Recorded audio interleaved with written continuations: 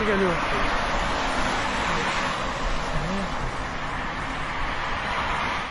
Mjeti inteligjent Poliskan Femini, për matin e shpejtësisë, jemi dislokuar në aksin rrugor në rrugën interurbane kryesore Rrogozhin-Lepa. Është një mjet inteligjent që marr shpejtësinë në mënyrë automatike, të tilla kemi edhe të tjera në gjithë territorin e vendit, të ngjashme, që janë të dislokuara në akset kryesor të vendit, në rrugën e Kombit, por edhe në akset tjera rrugore kryesore, që evidentojnë çdo mjet që të kalojnë normat e shpejtësisë. Është e nevojshme që në vazhdimsi ne të operojmë me këto mjete në dinamikën e publikut.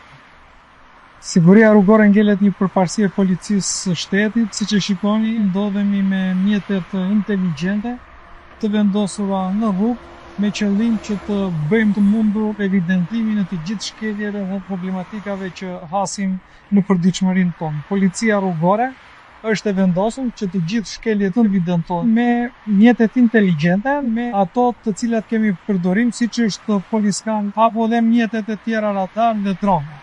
Gjitha këto mjete inteligjente që ne kemi në përdorim do të bëjnë të mundur që të ndëshkojmë për të gjithë shkeljet që kryejnë në rrugët kryesore dhe interurbane. Për gjatë kësaj jave, mjetet inteligjente kanë vendosur 1100 masa administrative për shkelje të tejkalimit të shpejtësisë, ku këto tejkalim shpejtësie varionin deri në 230 km/h gjatë këtij viti.